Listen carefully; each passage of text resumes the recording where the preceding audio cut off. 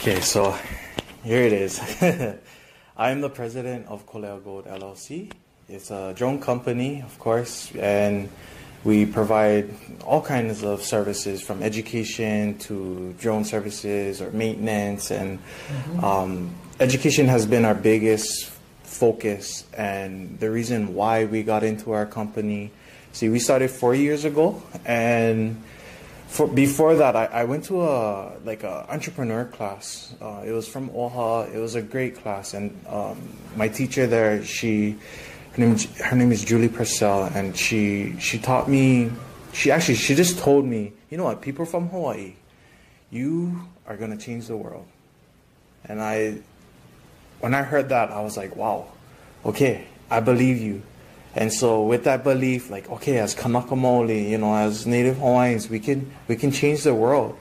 And the first thing we did was I bought a drone, and I was like, I'm going to put it to the test. We're going to figure out everything we know about drones. And I knew that I had to turn to my best friend, Kainoa, and I needed to ask him, what do we do with this? How can we master this? And he's like, being an engineer, he's like, let's open it up.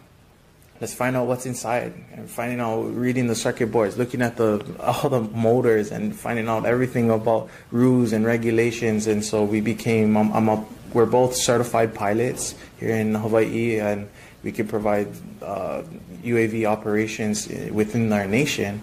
And with those credentials, it kind of gave us the sense of having, our values for business ethics. The drone alone, it's hard to see positive in that word. And so we had to change that, and that's our mission, to promote or utilize drones for good. And that alone got us to our office. And really, in the 18th century, you look at our history, at Iolani Palace, we had electricity, we had lights, we had light bulbs, we had telephones. We was calling out at the harbor, hey, who's coming in? What shipment is coming in? This was all before the White House. And so technology wasn't something that Hawaiians or anybody from Hawaii was afraid of. And so we look at that, and with that belief, we're like, okay, let's take on drones and master this and change the world, and providing all kind of resources, really thinking outside the box and utilizing STEM as a key element in our company. What's one of the obstacles or challenges that really stick out to in your mind, and then how did you guys overcome it? Oh, yes. Yeah, there's a lot of obstacles, and it's part of it. It's a beautiful thing. I know it sounds crazy, but yes, an entrepreneur is a crazy person. You have to be able to overcome these obstacles. And it's, to us, I think the biggest one for us was the kickstart, getting our company off the ground and really determining our niche, our main focus that we want to pursue.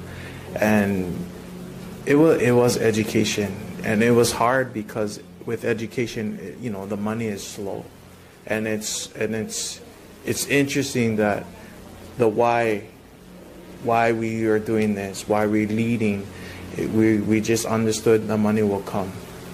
Go out to these schools. We already went to Honolulu here, and we went to Marino, we went to Kapolei Middle. We've been going to a variety of schools, Halokumana.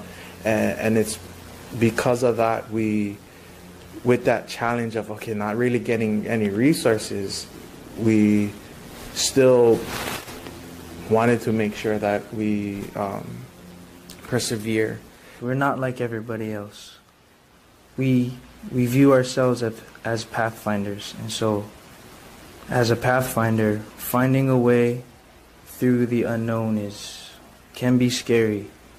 And there is going to be a lot of obstacles. And my father told me, it's going to be bumpy, bruh. So be careful what you do and where you do it.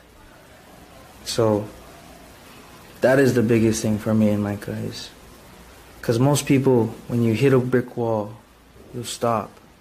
and you'll stay motionless. And you'll just go over in your head or whatever you do. And you won't go nowhere. And then you look back and you're like, oh, I wasted weeks, months, years, whatever it costed you on just wasting your time motionless. So that's the biggest thing for us, is continuously moving, even though you get hit. That's the biggest thing in life. Especially growing up, that's what all our mentors have taught us. Don't stop moving, even if you get hit. Just keep going. All right, so what's one thing or the last advice you would want to leave the younger generation? For the younger generation, oh yeah, there's a lot of things. I think the main one for me is knowing who you are, knowing your identity. I encourage everybody to learn their mo'oku auhau, or their genealogy, just so they understand.